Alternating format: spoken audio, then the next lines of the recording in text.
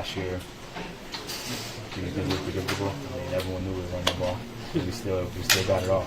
So I think we also got to get back into that attitude too, to that mindset, not really giving a fuck what people are trying to do.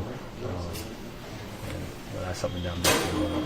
But you did say this time last year that you felt like you were making more plays. So then, with that said, what do you feel like is the difference at this point now? Make plays. He's a big dog. They pay us for a reason. When the ball's in your hand, make some stuff happen. And trust the guys up front. I still believe we got the best offensive line in the National Football League. How much does it factor in that you don't have Landon out there? Sorry, those first 2 runs that were successful, did you guys go back to them? Yeah, we went back to, I think maybe both. But again, they adjusted, they made a play. Brian, quick as hell, made a really good move and made a tackle in the backfield. And then going back to your question with Landon, obviously Landon's super important. Landon, not just his talent, just how he is as a leader and how smart he is and vocal up there. So definitely, not having him hurts, but all those guys have played, and Brett stepped up and he played well too. So it's little things. We're close, but to be honest, I'm tired of saying how close we are. I know everyone else is tired of saying how close we are. We just got to go do it. Saquon, do you think the first 2 rounds they took 13 on the first drive? Do you feel at that point they might have gotten the goal at that point in terms of the running game and the game for it to stop kind of? No, I don't. I think every run is like his own individual play. Like, I'm sorry about that. Negative. Like, I don't look at it as like, oh, good, they got 18 and 13. Yeah, we're going to just pop off. Like, I've had games where I start with 2 yards for 8 carries and I finish with 160. It's really about just taking advantage of the opportunities that they come. Just got to do a better job of that. Does it feel like the offense is too predictable right now? I don't know. I'm out there playing. I'm pretty sure you guys have an opinion on that. But, like, I look at it as football is a lot simpler than what you think. So I think any team is predictable, especially at this point. Like, you have a foundation of plays that you run. If you watch film enough, you're going to have an idea of what's coming. We just got to do a better job of executing on those plays.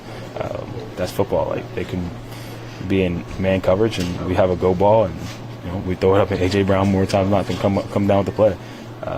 So it's all about just executing the plays. It's not. I don't get into it's predictable or pointing fingers. Like, I'm not gonna. I think KP's doing a hell of a job, but we all got to be better, and that's just the truth. And if anybody else thinks anything different, they got to wake up. In my opinion. Saquon, I've heard several of the captains talking about making sure guys don't start pointing fingers. Are you guys a little concerned that could start happening? No, I don't think so. I think we're all grown men, and we play in a professional sport, and we got to take accountability. I don't think that's happening, but like I said, just take accountability. Look in the mirror, and it's perfect for these 4 days. A little mini break. Get away from each other from a little bit. Sometimes that's good. And last time we had a little break, a little bye. It helped us out a lot. So I would say every year. I don't want to compare it to the years prior, but I know what it's going to do for my body. I know what it's going to do for my mental, and hopefully it does the same for everybody else.